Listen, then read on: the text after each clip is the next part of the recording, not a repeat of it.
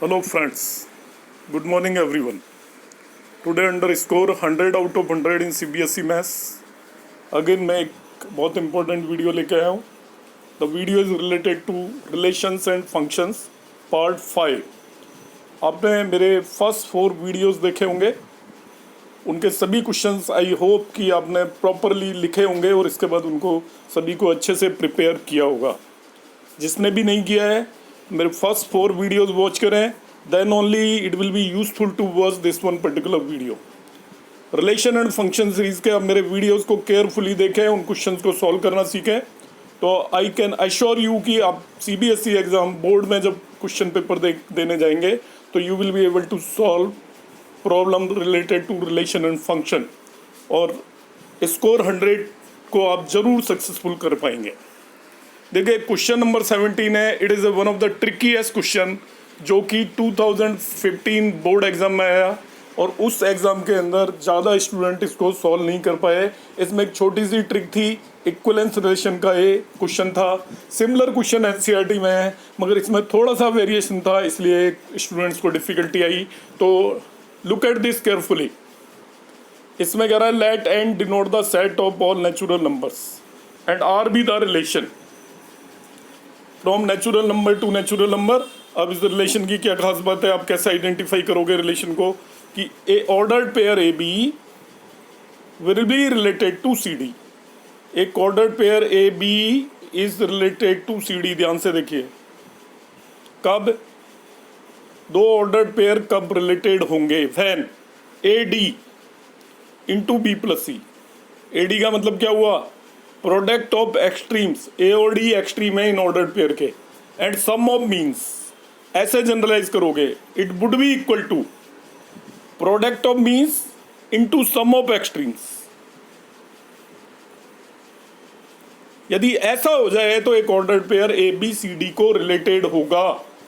One ordered pair A B will be related to ordered pair C D when product of extremes is multiplied with sum of means is equal to product of means multiplied with the sum of extremes. ऐसा इसको ध्यान रखोगे आप. Question आपका होगा, देखो A D these are extreme और B and C you can say these are means. तो ये दोनों ऑर्डर पेयर कब रिलेटेड है, व्हेन प्रोडक्ट ऑफ एक्सट्रीम्स मतलब A D multiplied with sum of means B plus C is equal to product of means B into C into sum of extremes. Extremes क्या है, ए और D जो सबसे extreme में आ रहे हैं, और मीन्स क्या है, बी और सी जो बीच में आ रहे हैं. तो ऐसे दो ऑर्डर पेयर रिलेटेड होंगे. अब आपको देखना है इक्विवेलेंस के लिए सबसे पहले whether the relation is reflexive और नॉट. तो रिफ्लेक्सिव के लिए ऑर्डर्ड पेयर का ये पहला क्वेश्चन है इस पूरे वीडियो में. ऑर्डर्ड पेयर में एक ऑर्डर्ड पेयर अपने आप से रिलेटेड होना चाहिए. तो ऑर्डर्ड पेयर अपने आप से रिलेटेड होगा तो देखेंगे as per this condition satisfy हो रही है कि नहीं. आपने यहाँ पे लिखा, देखिए product of extremes A into B into sum of means that is B plus A. दूसरे केस में product of means is into sum of extremes. ये लिखी आपने रिलेशन, क्या ये ट्रू है, आप देख लीजिए ट्रू है. A B into B plus A is equal to B A into A plus B. A की बात होगी. कैसे लिखा है मैं लिखना आपको फिर से बता देता हूँ. A B related to A B, तो पहले क्या आएगा, product of extreme, extreme A और बी है, into sum of means. Left side में ये आना चाहिए, इक्वल टू किसके इक्वल होना चाहिए, product of means B A into sum of extremes that is A plus B. यदि ऐसा हो जाए तो हम कह देंगे A B related to A B है. तो आप देख लीजिए इसमें कोई फर्क नहीं है, एक ही बात है, A B into B plus A is equal to B A into A plus B. दोनों में कोई भी डिफरेंस नहीं है. So thereby we can say this relation is reflexive relation. तो रिफ्लेक्सिव रिलेशन क्या होती है, ऑर्डर्ड पेयर के केस में one ordered pair must be related to itself, और वो हमने प्रूव कर दिया, ordered pair A B is related to itself. Second है आपका सीमेट्रिक. सीमेट्रिक होगा यदि कोई ordered pair A B C D से रिलेटेड हो तो सी डी को भी ए बी से रिलेटेड होना चाहिए, सीमेट्रिक है. तो A B related to C D हमने मान लिया. तो A B related to C D कब होगा, as per given condition A D into B plus C is equal to B C into A plus D, या product of extreme into sum of the means must be equal to product of means into sum of extremes. ये दिया हुआ है. इससे आपको prove करना है C D related to A B है या नहीं. तो ऐसा करने के लिए मैंने क्या किया, इसको आपका इंटरचेंज कर दिया। देखिए लेफ्ट साइड को राइट साइड में लिया है, राइट साइड को लेफ्ट साइड में लिया है। इस चीज को यहां लिख दिया और इस चीज को यहां लिख दिया। क्या किया है देखो, मुझे क्या चाहिए था ये देखना था पहले। चाहिए क्या, मुझे C D related to A B चाहिए, ये चेक करना है नहीं। तो एज पर गिवन कंडीशन कब होंगे, the product of extreme means C B into sum of means D plus A किसके इक्वल हो, that is product of means that is D A into sum of extreme means C plus B के इक्वल हो जाए तो हम कह देंगे C D related to A B होगा। ये हमने प्रूव करना है। यदि C B into D plus A equal to D A into C plus B हो जाए तो हम कह देंगे कि ये आपका सीमेट्रिक हो जाएगा, C D related to A B हो जाएगा। तो ये चीज़ आ रही है नहीं आ रही है, तो जो हमें गिवन है A B related to C D, A B related to C D given है। देखिए मतलब A D into B plus C is equal to B C into D plus A को हम जो रिक्वायर्ड है उसमें मॉडिफाई कर लेते हैं। राइट साइड को लेफ्ट साइड में ले गया और ओनली बी सी को सी बी लिख दिया, बाकी कोई चेंज नहीं किया। लेफ्ट साइड को राइट साइड में ले गया और ओनली ए डी को डी ए लिख दिया, that much is the change. On the basis of that we can conclude that your C D is related to A B, so R symmetric हो गया। इसकी ट्रांजिटिव प्रॉब्लम में थोड़ा सा issue था और वही मेन बात थी, इसी वजह से स्टूडेंट से नहीं हुआ था। हमने ट्रांजिटिव में एक order pair A B related to C D लेंगे, C D related to E F लेंगे और हमें प्रूव करना है A B related to E F होगा। तो A B related to C D का मतलब हो गया A D into B plus C equal to B C into A plus D हो गई एज पर गिवन रिलेशन। और C D related to E F का मतलब होगा C F into D plus E is equal to D into C plus F. Generalize कर लीजिए, मैंने पहले ही बताया है कि product of extreme into the sum of the mean must be equal to product of means into sum of the extremes. ऐसे generalize करते हैं, इसको लगाने के लिए आपको दिक्कत नहीं आएगी, बार बार सोचना नहीं पड़ेगा। यहाँ पे जाके कोई भी ये दे रखा है तो देखिए product of extreme C F into sum of means D plus E that must be equal to product of means D into sum of the extreme C plus S. तो देखिए वही चीज़ लिख दी है मैंने, ये दो चीज़ें दी हुई हैं। इससे अब आपको प्रूव करना है whether A B is related to E F और नॉट। इस क्वेश्चन को बड़ा केयरफुली करने की जरूरत है। इसका आगे प्रूव करने के लिए हम क्या करते हैं, ये जो बी सी है इसको बी प्लस सी के नीचे ले आते हैं, ए डी को ए प्लस डी के नीचे ले जाते हैं। यहाँ पे ऐसे ही यहाँ पे डी प्लस सी के नीचे ये वाला डी ले आते हैं और इस सी प्लस एफ के नीचे ये वाला सी एफ ले जाते हैं। इस तरीके से हमने इनको डिवाइड कर दिया है अपोजिट। ये बी प्लस सी था, इसके नीचे ये बी सी, ए प्लस डी था, इसके नीचे ए डी, ये बन गया आपका। ये डी प्लस सी था, इसके नीचे डी, ये सी प्लस एस था, इसके नीचे सी एफ, ये लिख दिया हमने। तो आपका ये बन जाएगा आपका A by C plus A by B, one by C plus one by B, दोनों को अलग अलग डिवाइड कर दिया। B upon B C plus C upon B C और यहाँ पे A upon A D plus D upon A D, ये रिलेशन आ गई। ऐसे ही इसमें डी को भी डी ई से डिवाइड कर दिया, ई को भी डी ई से डिवाइड कर दिया, ये दूसरी रिलेशन आ गई। अब दोनों को ऐड कर दीजिए, इनको 1 और 2 को। ध्यान से करना है, क्वेश्चन 2 बार रिपीट हो चुका है। तो ऐड करने पे आप लेफ्ट साइड को ऐड करोगे, दिस साइड को इसमें और इस साइड को इसमें। ऐड करने पे आपको मिला, देखो यहाँ से 1 by C plus 1 by B plus 1 by E plus 1 by D हो गया है लेफ्ट हैंड साइड। ऐसे राइट हैंड साइड हो गया। जो चीज़ कैंसिल आउट हो सकती है उसको कैंसिल आउट कर दीजिए। दोनों तरफ 1 बाई सी है वो कैंसिल कर दिया, दोनों तरफ 1 बाई डी है वो कैंसिल कर दिया। लेफ्ट साइड में आ गया 1 upon B plus 1 upon E, right side में आ गया 1 upon A plus 1 upon F. LCM ले लिया तो इस साइड आया B plus E upon B और इस साइड आया आपका A plus F upon A F. Cross multiply कर दीजिए तो A F into B plus E equal to B into A plus F हो जाएगा। अब इससे कंक्लूड करेंगे। देखिए इससे पता चल गया एक्सट्रीम कौन कौन है, ए एफ एक्सट्रीम है, और मीन कौन कौन है, बी। तो मीन बी है, इसका मतलब A B related to E F हो गया। देखिए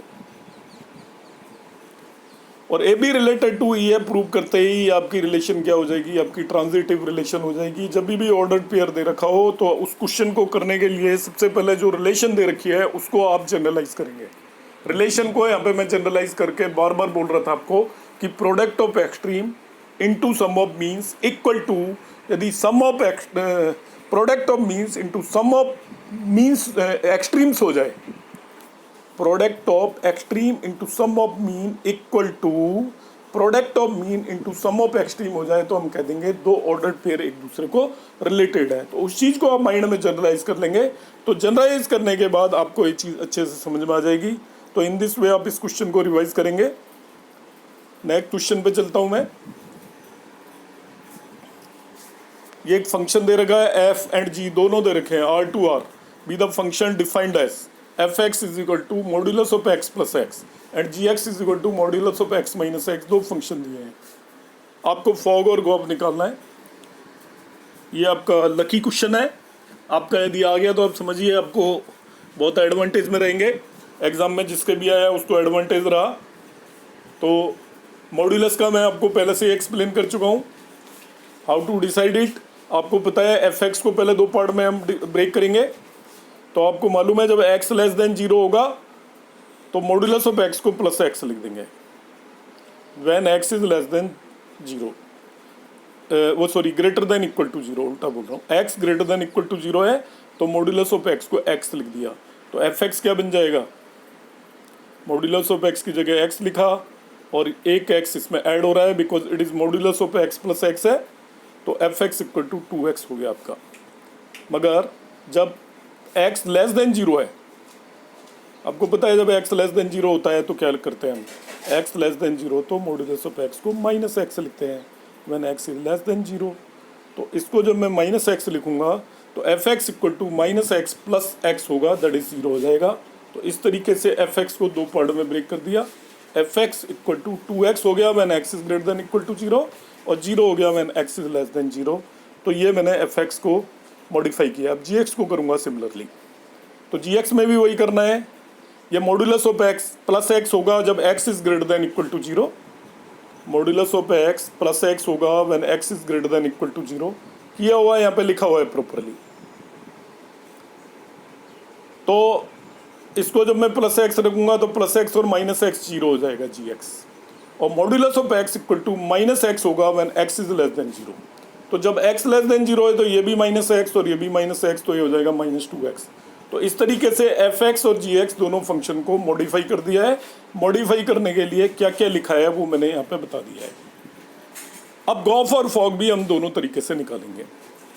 दो अलग अलग फंक्शन डिफाइंड है, तो गॉफ भी निकालेंगे when X is greater than zero और फिर निकालेंगे x is less than zero.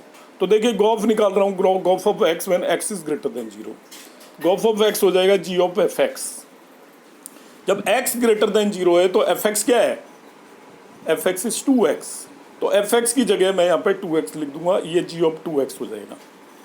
अब जी ऑफ 2x क्या है, जब x ग्रेटर देन जीरो है तो g फंक्शन की वैल्यू क्या है, ध्यान देना। x ग्रेटर देन जीरो है तो g फंक्शन की वैल्यू जीरो है, तो g ऑफ 2x की वैल्यू जीरो आएगी। g ऑफ 2x में कन्फ्यूजन होता है स्टूडेंट्स को कि जीरो क्यों लिख दिया। हम स्टार्टिंग में f ऑफ x जो है x ग्रेटर देन जीरो लेके चल रहे हैं, और x ग्रेटर देन जीरो होगा तो g की वैल्यू हमेशा जीरो ही आएगी। तो g ऑफ 2x निकालना है, किस केस में निकालना है, when x is greater than zero, इसलिए ये जीरो आ गया। अब आ जाते हैं हम x लेस देन जीरो, तो गॉफ ऑफ x आएगा G of F X. x less than zero है तो एफ एक्स की वैल्यू जीरो है, तो ये बन जाएगा जी ऑफ जीरो। अब जी ऑफ जीरो भी जीरो ही है, देख लीजिए। अब x greater than and equal to zero दोनों पे फंक्शन g की वैल्यू जीरो है, इसलिए इसका आंसर जीरो आएगा। ऐसे ही सिमिलरली हम फॉग कैलकुलेट कर लेंगे। फॉग ऑफ x निकालेंगे तो वो एफ ऑफ जी एक्स होगा when x is greater than zero, G X is equal to zero है, एफ ऑफ जीरो आया, और एफ ऑफ जीरो की वैल्यू आप इससे निकालिए चाहे इससे निकालिए, वैसे निकलेगी इससे, वो जीरो आएगी। When x less than zero है तो फॉग ऑफ x को एफ ऑफ जी एक्स लिखा, जब x लेस देन जीरो है तो G X is equal to minus 2x आ जाएगा, तो इसको लिखूंगा F of minus 2x। F of minus 2x भी zero, F of minus 2x when x is less than zero, F X is equal to आपका क्या है, x less than zero है तो एफ माइनस 2x आपका greater than zero हो जाएगा। x is less than zero तो minus x क्या हो जाएगा आपका, ग्रेटर देन जीरो। तो इस केस में फंक्शन ये लूंगा मैं, एफ माइनस 2x निकालने के लिए। जब x लेस देन 0 है तो ध्यान रखना -x ग्रेटर देन 0 होगा। इस स्टेप में मिस्टेक करते हैं स्टूडेंट। x लेस देन 0 मान के वो सोचते हैं कि जी ये आंसर आएगा, नहीं, आपको ये देखना है, शुरू वाला x नहीं देखना। यहाँ पे जो ये आया x लेस देन 0 है तो -2x ग्रेटर देन 0 होगा। तो इसमें f -2x निकालते टाइम ये वाला फंक्शन यूज करना है। Because x is less then 0, आप f ऑफ -2x की वैल्यू निकाल रहे हो तो f ऑफ -2x में -2x ग्रेटर देन 0 होगा। तो इस particular fx equal to 2x में हम x की जगह -2x रखेंगे और वैल्यू -4x आ जाएगी। तो इस तरीके से हम f ऑफ x कैलकुलेट कर सकते हैं। अगले क्वेश्चन पर आ जाइए। It's very simple one. ऐसा पहले कर चुके हैं। एक फंक्शन दे रखा है r-3, बी एक फंक्शन दे रखा है r-1। Function x-2 upon x-3 दे रखा है, उससे पता चल जाएगा r-3 क्यों दे रखा है, बिकॉज ये x इक्वल टू 3 के लिए डिफाइंड नहीं है। Show that f is bijective hand find f inverse है। बाइजेक्टिव पूछ रहा है, show that f is bijective hand find f inverse है। तो बाइजेक्टिव का मीनिंग आपको पहले ही एक्सप्लेन कर चुका हूँ। बाइजेक्टिव वो फंक्शन होता है जो 1 भी हो और ऑन टू भी हो। 1 ऑन टू का कई क्वेश्चनों में मैं बता चुका हूँ, तो फिर से आप देख लीजिए, आपका रिवीजन ही है सिंपली। 1 ऑन टू में हम क्या करते हैं, 1 के लिए fx1 इक्वल टू fx2 लेते हैं। फंक्शन से fx1 इक्वल टू fx2 रखेंगे। इन दोनों को सिंप्लीफाई कर रहे हैं हम क्रॉस मल्टीप्लाई करके, और यदि आपका x1 इक्वल टू x2 आ जाता है तो वो फंक्शन 1 हो जाता है। आप मेरे इसके पिछले 4 वीडियोस देखेंगे तो 1 तो आपको यहीं पर रट गया होगा। 1 का बड़ा ही सिंपल तरीका है, fx1 इक्वल टू fx2 ले लेते हैं। फंक्शन से fx1 fx2 की वैल्यू निकालते हैं, दोनों को इक्वेट करते हैं। यदि दोनों बराबर x1 इक्वल टू भी x2 आ जाता है तो ये 1 होता है। ऑन टू का भी बिल्कुल मैंने आपको प्रॉपर प्रोसीजर बता रखा है। fx को y लिखेंगे, y x निकालेंगे in terms of y। x निकाल लिया आपने इन टर्म्स ऑफ y। अब जो ओरिजिनल फंक्शन दे रखा है उसमें x की जगह दोनों तरफ ये वैल्यू पुट कर देंगे। ओरिजिनल फंक्शन दे रखा है उसमें x की जगह, ओरिजिनल फंक्शन ये दे रखा है आपको, x की जगह दोनों तरफ 3y plus 2 upon y-1 put कर देंगे। तो ओरिजिनल फंक्शन में x की तरफ दोनों तरफ ये चीज़ पुट कर दी। यदि ये इक्वल टू y आ जाती है तो इसको हम ऑन टू फंक्शन बोलेंगे। बड़ा सिंपल स्टेप है और यही इनवर्स भी होगा। क्या करना है देखिए, ऑन टू प्रूव करने के लिए fx को y लिखा, अब y equal to some terms of xi, x निकाल लेंगे इन टर्म्स ऑफ y। तो जो x in terms of y आया, ओरिजिनल फंक्शन दे रखा है उसमें दोनों तरफ x की जगह इन टर्म्स ऑफ y जो वैल्यू आ रही है उसे प्लेस कर देंगे। Both side in terms of y value place करने पर यदि f ऑफ दिस थिंग वापस से y आ जाता है तो हम कह देंगे ऑन टू है, और ये जो वैल्यू आई x की इन टर्म्स ऑफ y, यही f इनवर्स y भी होगा। तो this is a very simple question. Question number 20 यहाँ पे मेंशन किया हुआ है, आप इसे सॉल्व कर लीजिए। ऐसे कई सारे क्वेश्चन कराए हुए हैं इसलिए मैं फिर से इसको नहीं करा रहा हूँ। Question number 21 is also similar to जो अभी मैं क्वेश्चन करा रहा था वैसे का वैसे ही है। ये कह रहा है f एक फंक्शन है फ्रॉम r-2/3, 2/3 इसलिए लिया है, डिनोमिनेटर शुड नॉट बी 0। इसको 1 ऑन टू प्रूव करना है और आपको f इनवर्स निकालना है। 1 ऑन टू भी प्रूव करना है और क्या कैलकुलेट करना है, f इनवर्स कैलकुलेट करना है। ठीक है, तो ये भी सिमिलर क्वेश्चन हो गया इसलिए इसको भी मैंने नहीं कराया है। अब ये नेक्स्ट क्वेश्चन पे आ जाइए। एनसीईआरटी का ही क्वेश्चन है, करना कैसे ज़रा ध्यान दीजिएगा। एक फंक्शन दे रखा है from n to n and fn equal to n plus 1/2 है व्हेन n इज ऑड, और fn इक्वल टू n/2 है व्हेन n इज इवन। तो फंक्शन की वैल्यू n प्लस 1/2 दे रखी है जब ऑड है, और n/2 है जब इवन है। आपको स्टेट करना है whether f is bijective. Bijective का मतलब आपको बताना है ये फंक्शन 1 और ऑन टू दोनों है या नहीं।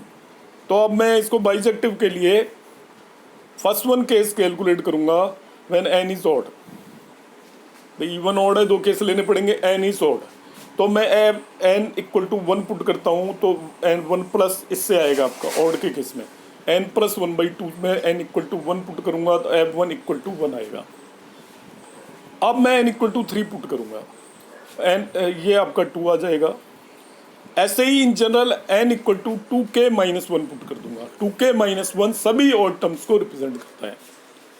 n2k-1 यदि मैं पुट करता हूँ तो f2k-1 इक्वल टू इसी में रखने पे k आ जाता है।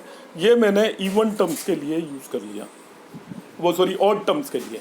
तो ऑड टर्म्स में n इक्वल टू 1 रखने पे 1 आ रहा है, n इक्वल टू 3 रखने पे 2 आ रहा है, n इक्वल टू 2k-1 रखने पर k आ रहा है। रख किस में रहा हूँ इसमें, ठीक है, किस में रख रहा हूँ, क्योंकि जब n ऑड है तो fn की वैल्यू क्या लेनी है, ये आपको f1 निकालना है तो इसी में रखूँगा, f3 निकालना है तो इसी में रखूँगा, और 2k-1 इन जनरल सभी ऑड टर्म्स को रिप्रेजेंट करता है। n equal to 2k-1 put किया तो पहला पार्ट मैंने निकाल के यहाँ पे रख दिया, और ये जनरल फॉर्म लिख दी इसकी, f2k-1 is equal to k आएगा। अब n इक्वल टू E1 ले लेता हूँ, E1, तो n इक्वल टू E1 लूँगा तो fn इक्वल टू ये वाला फंक्शन लेना है। E1 लेने पे n/2 लेना है, तो E1 सबसे पहले 2 रखा, f2 भी 1 आ गया, n इक्वल टू 4 रखा, f4 भी 2 आ गया। इन दोनों से ही आप कंक्लूड कर सकते हो कि ये 1 1 नहीं है। क्यों, n इक्वल टू 1 रखने पे भी 1 आ रहा है, और n इक्वल टू 2 रखने पे भी 1 आ रहा है, n इक्वल टू 3 रखने पे भी 2 आ रहा है, और n इक्वल टू 4 रखने पे भी 2 आ रहा है। तो 1 1 में ऐसा नहीं हो सकता, 1 1 में 2 डिफरेंट वैल्यूज पे आपकी सेम इमेज नहीं आ सकती, ठीक है। तो लाइक आप जनरल में n equal to 2k put किया, f2k is equal to k आ गया, ठीक है। तो हम क्या कह सकते हैं, f2k-1 और f2k दोनों इक्वल आ रहे हैं, 2 डिफरेंट वैल्यूज पे सेम इमेज आ रही है। एक ऑड नंबर पे भी वही इमेज आ रही है जो उससे नेक्स्ट वाली इवन नंबर पे आ रही है, लाइक 1 पे जो इमेज आ रही है वही 2 पे भी आ रही है, ठीक है। 3 पे जो इमेज आ रही है वही 4 पे भी आ रही है। तो 2 डिफरेंट वैल्यूज पे सेम इमेज आ रही है, इसलिए this function can not be 1 1। अब 1 1 नहीं है तो बाइजेक्टिव हो नहीं सकता, इसलिए ऑन टू चेक करने की नीड भी नहीं है आपको। और करना भी चाहोगे तो आपको यहाँ पे क्या होगा, f2n इक्वल टू n आ रहा है, इधर 4 है तो उधर 2 आ रहा है, इधर 6 है तो उधर 3 आ रहा है, इधर 8 है तो उधर, मगर लेफ्ट साइड में यदि 5 हो, जरा ध्यान से समझिएगा, लेफ्ट साइड में 5 हो तो भी वहां पे क्या आ रहा है आपका, 5 पे वहां 4 आ रहा है। तो 4 के करस्पॉन्डिंग जो राइट साइड में जितनी भी नंबर्स हैं, लेफ्ट साइड में केवल आपकी उनकी डबल नंबर से वो रिलेटेड हो रहा है, ठीक है। डबल नंबर से सब, हर एक नंबर मतलब रिलेट हो रही है आपकी। तो ऑन टू तो है but it is not bijective. Onto के लिए क्या किया, फिर से सुन लीजिए जरा, आपको corresponding to each odd number there is a number in right hand side, and corresponding to each even number there is a number in right hand side. तो राइट हैंड साइड की हर एक नंबर के corresponding एक number left hand side में है, यही on to की प्रॉपर्टी होती है। आपका वो क्वेश्चन में सिंपली बाइजेक्टिव पूछ रहा था, स्टेट वेदर एफ बाइजेक्टिव। तो बाइजेक्टिव वो होता है जो इंजेक्टिव भी हो, सर्जेक्टिव भी हो। इंजेक्टिव का मतलब 1 1 भी हो, सर्जेक्टिव का मतलब ऑन टू भी हो। तो 1 1 और ऑन टू में से कोई एक चीज भी नहीं है तो आपका स्टेटमेंट आप दे सकते हो, it is not bijective. Question number 22 देख लीजिए, एक फंक्शन दे रखा है पिछले क्वेश्चन जैसा ही है, एफ एक्स एक्स प्लस 1 दे रखा है जब एक्स इज ऑड, और एक्स माइनस 1 दे रखा है व्हेन एक्स इज इवन। इस बोथ 1 1 एंड n 2 आपको शो करना है कि 1 1 भी है और ऑन टू भी है। तो देखते हैं, देखो 1 1 ऑन टू है नहीं, तो हम इसके नेक्स्ट क्वेश्चन पे जाते हैं।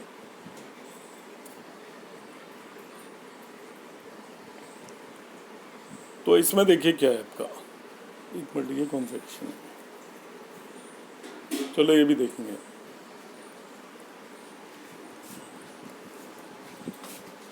वन वन चेक करते हैं सबसे पहले। तो 1 1 केस के लिए आपको पता ही है क्या करते हैं हम, एक x1 और x2 दो नंबर ले ली, x1 is odd and x2 is even, दो अलग अलग नंबर ले लिए हमने। इसमें हम 4 केसेस लेंगे, x1 odd and x2 even, x1 odd and x2 odd, x1 even and x2 even, x1 even and x2 odd, 4 case लेंगे। तो first one x1 odd and x2 even ली, और आपने fx1 इक्वल टू fx2 ले लिया। ऐसा ही करते हैं हम 1 1 में। अब fx1 यदि आपका क्या है, x1 ऑड है, तो ऑड के केस में आपको फंक्शन की वैल्यू x1 प्लस 1 आएगी, और x2 इवन है तो उसके केस में x2 माइनस 1 आएगी। Function is defined like this. Function define कैसे कर रखा है, जब x ऑड है तो इसकी वैल्यू x प्लस 1 आती है, और इवन है तो इसकी वैल्यू x माइनस 1 आती है। अब यहाँ पे हमने क्या लेट किया है कि x1 इज ऑड, तो fx1 की वैल्यू x प्लस 1 आएगी, बट x2 इज इवन तो उसके इसमें इसकी वैल्यू x2 माइनस 1 आएगी। इसको सॉल्व करने पे x1 minus x2 is equal to -2। It is not possible. ध्यान से सुनिए क्यों नहीं पॉसिबल है। एक ऑड और एक इवन नंबर का डिफरेंस कभी भी इवन नहीं हो सकता। -2 आ रहा है ना इससे, तो ये केस पॉसिबल ही नहीं है कि x1 को ऑड लें और x2 को इवन लें, क्योंकि यदि ऐसा लेंगे तो x1 minus x2 equal to -2 आएगा। एक ऑड और इवन नंबर का डिफरेंस कभी भी नेगेटिव नहीं हो सकता। केस 2 ले लेते हैं। केस 2 में x1 को इवन ले लिया, x2 को ऑड ले लिया। अब x1 even fx1 equal to fx2 रखा, x1 को इवन लिया है तो fx1 की वैल्यू x1 -1 हो जाएगी, और x2 को ऑड लिया है तो fx2 की वैल्यू x2 +1 हो जाएगी। ये ध्यान रखिएगा, फंक्शन में दिया हुआ है, जब x इवन हो तो फंक्शन की वैल्यू x -1 होती है, x ऑड हो तो फंक्शन की वैल्यू x +1 होती है। अब क्योंकि x1 इवन है तो फंक्शन की वैल्यू x1 -1 होगी, x2 ऑड है तो फंक्शन की वैल्यू x2 +1 होगी। ठीक है, इसको नोट करके करें। फंक्शन पिछले पेज पे चला गया यहाँ पे, fx is equal to x +1 है व्हेन x इज ऑड और x -1 है व्हेन x इज इवन। इस पर्टिकुलर क्वेश्चन में x1 इवन दे रखा है, यहाँ पे मैंने x1 को क्या लिया है, इवन, इसलिए fx1 की वैल्यू x1 -1 आएगी। x2 को क्या लिया है, ऑड, इसलिए इसकी वैल्यू x2 +1 आएगी। यहाँ से x1 माइनस x2 निकाला तो फिर 2 आ रहा है। x1 minus x2 can not be even, तो ये भी पॉसिबल नहीं है, इम्पॉसिबल है। क्यों नहीं पॉसिबल है? क्योंकि x1 इवन है और x2 ऑड है। एक इवन नंबर और दूसरी ऑड नंबर का डिफरेंस कभी भी 2 नहीं हो सकता। जैसे इवन आप कुछ भी ले लीजिए, लिया मैंने 4 और दूसरी ली ऑड 3, तो दोनों का डिफरेंस ऑड ही आएगा ऑलवेज, इवन नहीं हो सकता। Case 3, x1 and x2 are odd, दोनों ही ऑड है, तो fx1 क्या आएगा, x1 +1 और fx2 क्या आएगा, x2 +1। हमने fx1 इक्वल टू fx2 लिया तो देखिए आपका x1 इक्वल टू x2 आ गया, जो कि 1 1 की कंडीशन है। x1 and x2 both are even, जब दोनों इवन होंगी और fx1 इक्वल टू fx2 लिया, fx1 इवन के केस में x1 -1 आएगा, fx2 x2 -1 आएगा। आपको पता है यदि दोनों ही इवन है तो आपका fx इक्वल टू x -1 होता है, तो इससे भी आपका x1 इक्वल टू x2 आ गया। तो हम दोनों को ऑड लें और दोनों को इवन लें, दोनों केसेस में x1 इक्वल टू x2 आ रहा है। ये पहले दो केसेस ले ही नहीं सकते क्योंकि it is impossible as per given function. तो that is why this function is 1 1। ठीक है, 1 1 कब होता है, जब हम fx1 इक्वल टू fx2 ले लें और x1 इक्वल टू x2 आ जाए। फर्दर ऑन टू के लिए इसमें हम थोड़ा सा थ्योरेटिकल कंसेप्ट यूज करेंगे। ऑन टू के लिए थोड़ा सा थ्योरेटिकल कंसेप्ट यूज करेंगे। यदि आप कोई भी ऑड नंबर लो, सभी ऑड नंबर को इन जनरल 2r+1 से रिप्रेजेंट करते हैं। आपने एक ऑड नंबर ली लेफ्ट साइड में 2r+1, तो ऑड नंबर के केस में आपको पता है कोडोमेन में क्या आएगा, जब fx equal to odd number के केस में x +1 दे रखा है। ठीक है, तो मैंने f 2r+1 निकाला, ऑड नंबर ले लिया x, तो f 2r+1 ऑड नंबर के केस में इधर x +1 आता है, इसका मतलब ये 2r+2 आ जाएगा। सभी इवन नंबर मिल जाएंगी आपको। ऑड में 1 ऐड किया तो सभी इवन नंबर मिल गई। Is that clear? आप 1 से ही शुरू हो सकते हो। यदि r इक्वल टू 1 लोगे, ऑड नंबर यहाँ पे r इक्वल टू 0 रख दीजिए 1, तो ये वाली नंबर आपकी 2 आ जाएगी। या r इक्वल टू 1 रखोगे तो ये 3 हुआ, यहाँ 4 आ जाएगा। r इक्वल टू 3 रखोगे, ये 5 हुआ, यहाँ 6 आएगा। सारी इवन नंबर्स मिल जाएंगी आपको। r equal to odd number रखने पर you will get all the even numbers. तो सभी ऑड नंबर को 2r+1 से रिप्लेस करते हैं। वन x की वैल्यू 2r+1 रखेंगे, इसके कोडोमेन में जो इमेज आएंगी वो 2r+2 आएंगी। ऐसे ही जब इवन नंबर रखेंगे, हम इवन को 2r से रिप्रेजेंट करते हैं, तो कोडोमेन में 2r-1 आएंगी, वो सारी ऑड नंबर हो जाएंगी।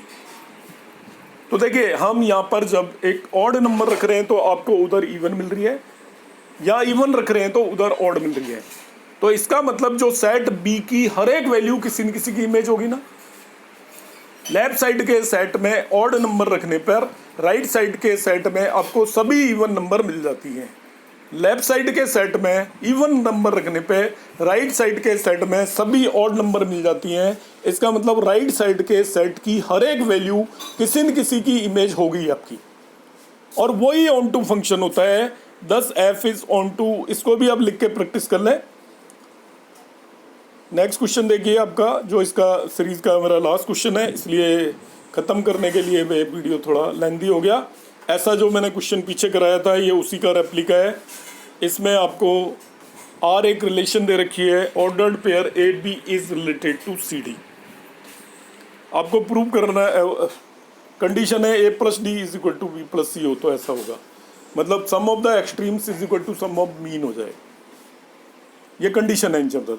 तो सबसे पहले मुझे देखना है कि वेदर इट इज रिफ्लेक्सिव और नॉट। तो रिफ्लेक्सिव कब हो, ऑर्डर्ड पेयर ए बी के इक्वल हो जाए तो रिफ्लेक्सिव हो जाएगा, ए बी से रिलेटेड हो जाए। ए बी से रिलेटेड कब होगा, जब sum of the extremes is equal to sum of the means है। वो सम ऑफ द एक्सट्रीम्स क्या है, ए प्लस बी, ये एक्सट्रीम्स है, और सम ऑफ मीन्स क्या है, B plus A plus B is equal to B plus A होता है, इसलिए हम कह देंगे it is true, it is reflexive. अब आ जाइए सिमेट्रिक पे। हम मान लेते हैं let order pair A B is related to C D.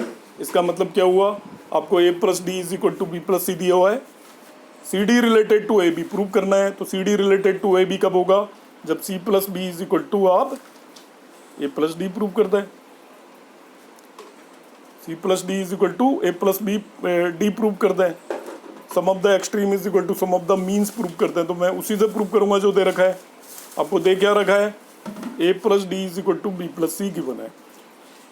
B plus C को लेफ्ट साइड में ले आइए, ए प्लस डी को राइट साइड में ले जाइए। बी प्लस सी को आप सी प्लस बी लिख दीजिए और ए प्लस डी को डी प्लस ए लिख दीजिए। तो C plus B equal to D plus A हो गया।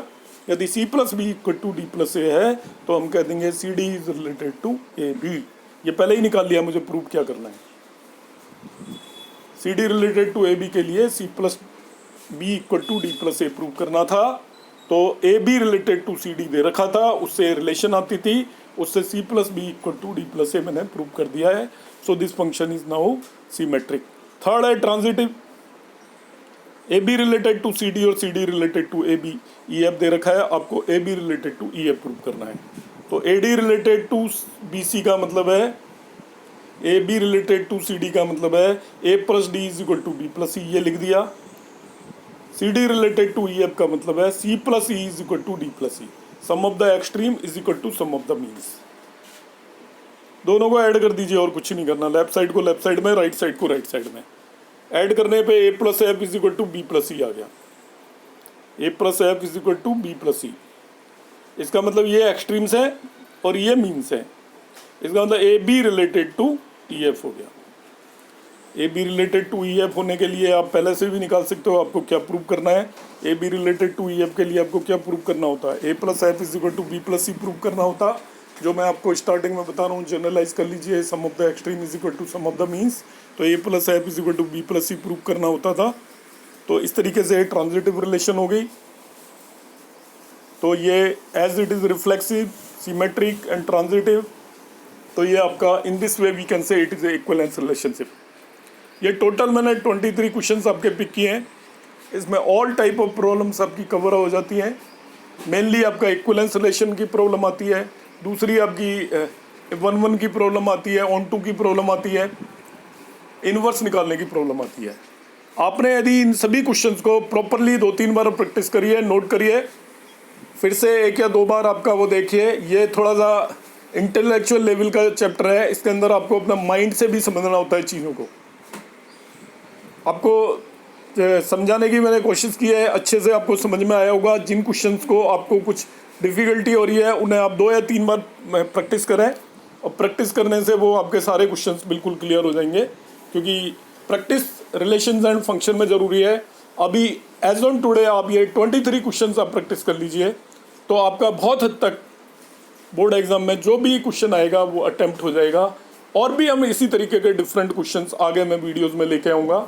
आप तब तक इसको रिपीट करके मेरे ऑल 5 पार्ट्स को देखें, 1 से ज़्यादा बार देखें, और उन्हें देखने के बाद एक साथ देखें। आपके ज़्यादा ड्यूरेशन नहीं है, ज़्यादा सभी वीडियोस की आप टोटल ड्यूरेशन देखोगे तो it is not more than 1.5 hour. तो एक इतने बड़े चैप्टर के लिए 1.5 आवर की एक क्लास जितना आपको थोड़ा टाइम देना है, आप उसको थोड़ा पॉज करके और टाइम दे के देखें तो आपको एक बहुत इंपॉर्टेंट चैप्टर हो जाएगा। आप देखते रहिए आगे भी मेरे वीडियोज़। Thank you.